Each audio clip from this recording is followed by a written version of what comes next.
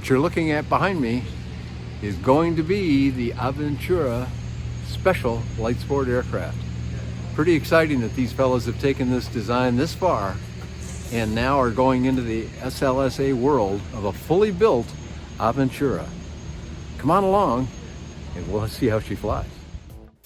Hello fellow fun flyers, Dan Johnson here, about to go flying with this man and these men, Alex Rolinski, Lou Mancuso, and our photoplane pilot, Larry Morton. And we're going to go look at this particular airplane as it flies over the beautiful countryside around DeLand, Florida, base for Aero Adventure. Here's our photoplane that we're going to use today as we go shoot the SLSA Aventura. This one here is a kit-built version. That's going to continue too. We're both seated in the photoplane right now. That's Larry Morton doing the flying as we taxi out for takeoff. You can see it's a beautiful blue sky day. Aventura is ready.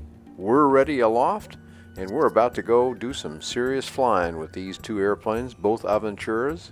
But that one there is the focus of our attention.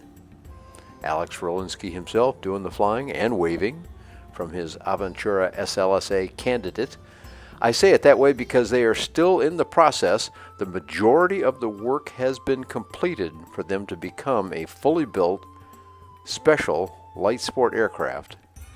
But due to the coronavirus and issues surrounding that, FAA's response time for evaluations of their documentation and construction techniques is still pending.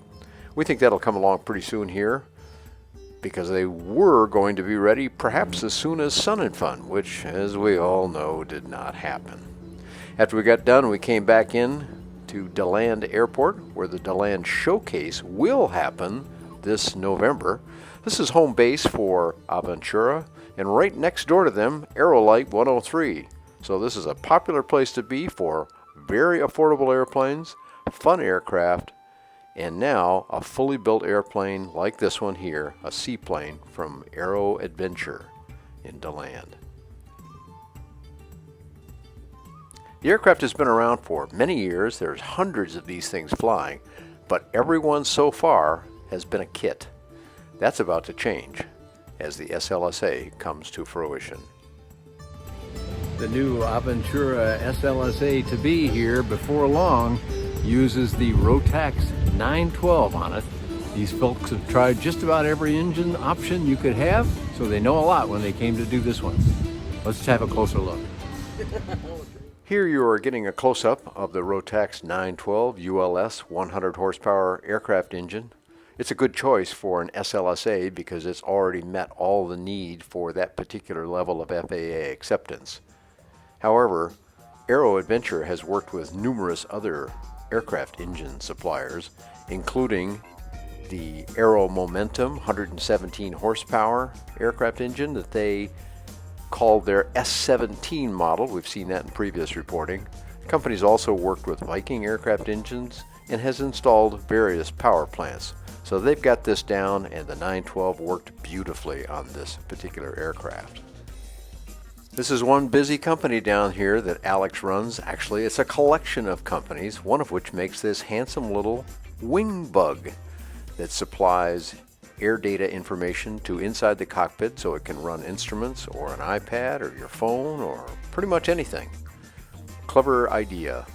But they've also done the hard work, assembling the multiple documents and doing all the testing and so forth that's required to get special light sport aircraft approval. That's no small task. They went outside and hired additional engineers temporarily to assist them through the process, but I have no doubt they'll get there and get a clean bill of health when they do. In addition to airplanes, instruments, and repair work of all kinds, the company also runs a flight academy. You need to just go to their website to get more information. There's the web address for you. But thanks for coming along for this quick look at the Aventura SLSA. We'll have even a longer report coming later.